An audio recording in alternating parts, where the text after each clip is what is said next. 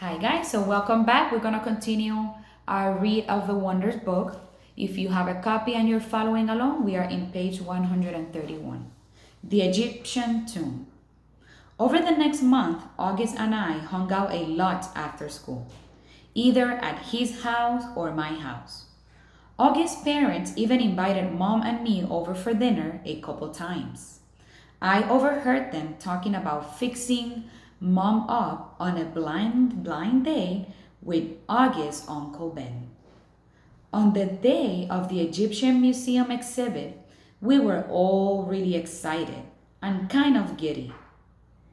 It has snowed the day before, not as much as it has snowed over the Thanksgiving break, but still, snow is snow.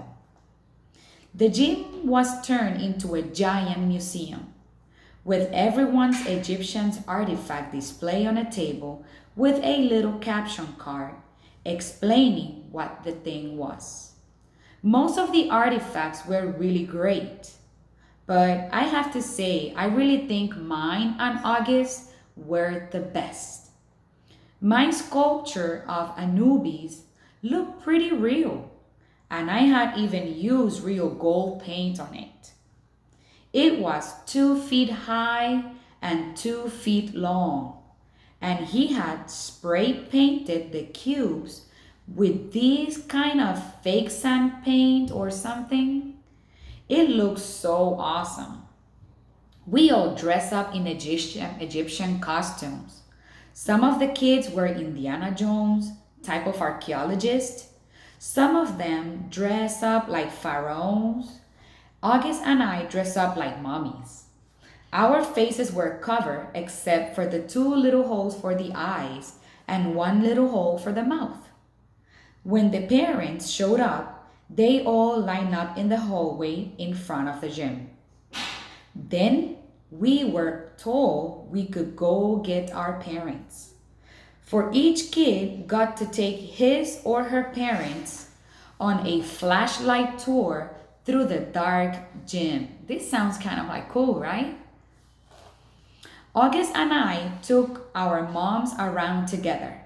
We stopped at each exhibit, explaining what it was, talking in whispers, answering questions. Since it was dark, we used our flashlight to illuminate the artifacts while we were talking. Sometimes, for dramatic effect, we would hold the flashlight under our shins while we were explaining something in detail. It was so much fun, hearing all these whispers in the dark, seeing all the lights zigzagging around the dark room.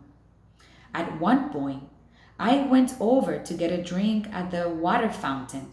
I had to take the mummy wrap off my face. "Hey, Summer," said Jack, who came over to talk to me.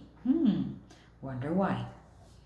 He was dressed like the man from the mummy. Cool costume. Thanks. Is the other mummy August? Yeah. Hey, do you know why August is mad at me? I nodded. Can you tell me? No. He nodded. He seems bummed. I told him I wouldn't tell you. I explained. It's so weird, he said. I have no idea why he's mad at me all of a sudden. None. Can you at least give me a hint? I looked over at where August was across the room, talking to our moms. I wasn't about to break my solid oath that I wouldn't tell anyone about what he overheard at Halloween, but I felt bad for Jack. Bleeding scream, I whispered in his ear, and then walk away. I'm gonna stop right here in this part because I think it has a lot of things that could make you think. So one of the things that I really like is the way that Summer shows confident. You know, that she's very confident that her work and August's work is one of the best ones there. So I like her attitude. And also, What do you guys think that she said that she was not going to break the promise or the solid oath that she did to August by not telling what he told her about what happened on Halloween, right? So I think that is something that's a really great trait of Summer. That she's a good friend. She's very confident. But why do you think that what do you think is going to happen next when after she tell Jack she whispered on his ear, bleeding scream? What do you think is going to happen there? So I'm going to leave it right here, guys. I hope that you enjoyed this last chapter of part 3 of our Wonders book. Post your comment. Let me know what do you think is going to happen next. And tomorrow we're going to start part 4 of our book. So I wonder who will this next chapter or who this next person will be, the one that is going to be telling us their own point of view, their own perspective of what happened on the story. So guys, remember, click subscribe, click the bell so you can receive notifications as soon as I post another video. I hope that you enjoyed this last chapter of part 3, which was based on Summer's point of view.